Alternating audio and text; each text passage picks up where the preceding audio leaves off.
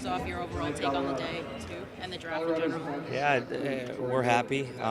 There's some couple guys that dropped that we had much higher. We're actually trying to move up to get them, and it worked in our favor. We were able to get them much later than we had on our list, so we're extremely happy. But it's one thing to be happy now. We'll see in 2, 3, 4 years from now how well it went. You've talked about the 3 drafts as a whole, and you look at them kind of as like one sort of entity, right? 23, 24, 25. So now that you have a lot of picks stockpiled for next year, does it just become even more important to make next year's count as well as what you've done already here? Absolutely. We've had the chance to upgrade the draft next year.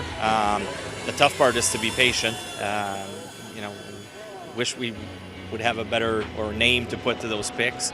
That's the tough part, but I think it's clear we're still trying to do it the way we had planned from the beginning. That was the plan, and we're following that. But there's no doubt sometimes it's tough. It's tough to stay patient, and I'm glad we did. Really, with the exception of the 6th-round pick, it seemed like everybody you guys took today had size. They were bigger guys. Was that an emphasis you had going in, or just play out that way? No, it wasn't. It just kind of happened to be that way.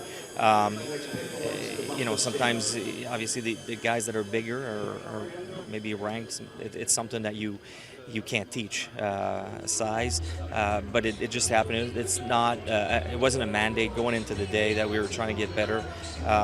The one thing we wanted to focus on from the start of the draft was secure our centerman position a little better. That's where Jack Berglund and Ronan came into play today. The size is just a nice added plus to it. The top picks of this draft, when you guys kind of had really good standout U18s, did the U18s really just solidify their position with you guys? You're talking about like all 3 of the top guys? Oh, the 3 top guys. I don't know. In Luchenko's case, we had him. We liked him from the beginning. He just kept getting better and better as the season went on, and his stock was climbing. The other one, Berglund played really well at the U18s. I hadn't had the chance to see him before. So the way he played certainly had something to do. And in Gil's case is actually the other way for him. Barely played at the U18s, was kind of relegated to a 7D man kind of role. So one helped himself. The other one probably helped himself falling back, and that's why we were able to get him as late as we did in Gil's case. Yeah. What made you decide that you moved up to get him? Gil? Yeah, what was it? Yeah, our scouts that see him play throughout the year. They were really high on him, and honestly, at 51, we were debating between the two of them. We had both of them neck and neck, kind of like what we talked about. We went with the centerman because of we're missing it in the organization, but Gil kept dropping, so we had the chance to move up from our 3rd round and give an asset later on. But looking at the draft next year, we're pretty solid. We felt that's a pick we could use, and when you look at it, it's a pick that moving back yesterday with Luchenko gave us a chance to move in to get Gil. So that's how we saw it. Did going through last year's draft as a guy in charge help you with the mechanics of this year in terms of knowing how to work? I definitely felt a lot more comfortable. The first time around, things are happening fast. Today it was interesting to see because the last few years we never really weren't involved in a 2nd round of the draft. It was interesting to see today we had 51, but we're trying to get another one. It was a good lesson for me to see how active it can be when you have picks in the 2nd round. You spend the night, guys kind of have their list, and then you have a chance to refocus, and really there's players that are you're staring at you, and we're not the only team. Right? Most teams are doing that, and I saw how valuable it is to have early second-round picks, because those guys that had the first 10 picks in the second round were getting hounded by a lot of people.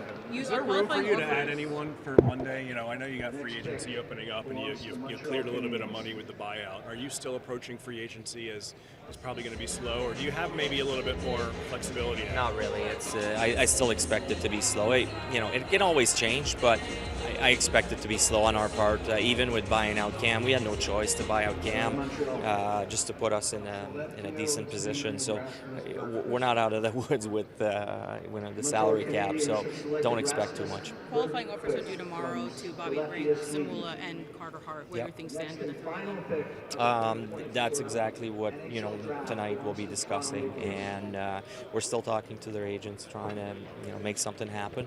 But we'll have a better decision for you or answer for you on July 1st. Have you received any direction from the NHL yet in regards to Carter? Not yet. That's I think they wanted the NHL to pass. We're going to have hopefully those discussions later tonight or tomorrow. Did you make a final decision on Cal Peterson, if you're going to keep him or they're going to go through a buyout? I would say at this point we're probably leaning towards keeping him. Depending, what happens in the next 48 hours till July 1st.